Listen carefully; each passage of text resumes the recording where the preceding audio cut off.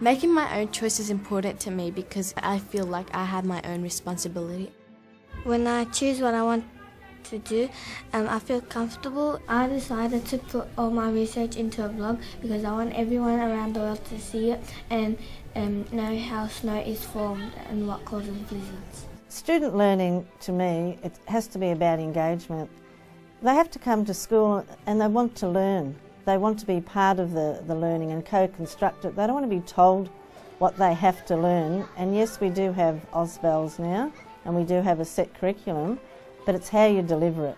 This photograph is good because there's two directions that lead you to Charlie's eyes. And a line going from here, and like that. And the photo is really interesting because it covers the whole screen. Choosing what I do is great because I have pictures already in my mind what I want to do. When I choose my own work, I feel really excited because I'm going to find out information that nobody else has found, and it's going to be interesting. It has to be local to global. It's got to be worldwide. They've got to be connected and they've got to be able to collaborate. It's all these 21st century schools. Having my own question is really inspiring because I want to think deeply about it. It's mine. My question that I'm researching is about how many species of pond plants are there, like around the world, and originally I had like 3 questions in my book that I wrote down, and once I thought about them, I thought they were kind of boring. So I wanted something interesting and more complex and fun. So I started thinking about what really interests me. So I asked myself, what do I really want to learn about? In the finding out stage or the researching stage, that's where they're really trying to answer their big research question. But then the going further stage is where the students now look at, what can I do to help with this topic? Where does this fall in my life? Is there something that I can do to improve this situation? Or is there a solution that I can implement in my life? And part of that also is making those global connections with their topic that they're researching. I have discovered that Melbourne wasted lots of water. I want to find out 10 things to reduce Melbourne's wasted water. And with these things, I will put it on my poster and share it to my integrated class. We follow the model where students devise their wonderings. From that, they do their finding out, their tuning in. They then move on to their big question. After their big question, they go into their research phase, and after their research phase, they then need to take action.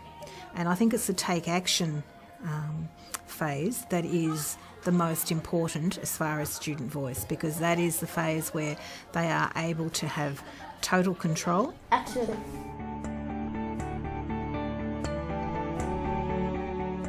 The Deforest Action Project would be the most obvious, I suppose, example of where the students have been able to make a difference.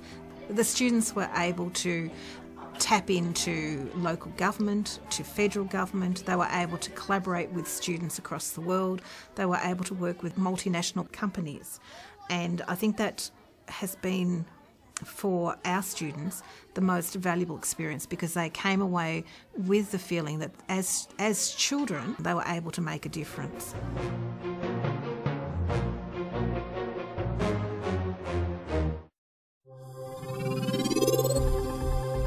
By their very nature, children in the early years of schooling, the 0 to 8 framework, clearly shows that little children are all about me. They really want to explore their own learning in their own way. They're naturally inquisitive, and just by their very nature they drive everyone to distraction with why. Why did this happen? Why does this work? Why are there no dinosaurs? Why does that frog make that noise? In the early years, that's an inquiry approach to allow them to ask their questions and to explore their questions. We have a big focus on inquiry approach and inquiry learning. So the children have a physical box at the start of the year. They'll bring in something that interests them. So it could be a toy, it could be a photograph of something, a book. They then put it in that learning box and that becomes their focus. So it's very student-centred. I don't have any control. So the first thing we do is find out their prior knowledge. So I ask the children, what do you already know about your topic? And we'll video clip them and go around and the children will say, well, I know that cars transport people to places.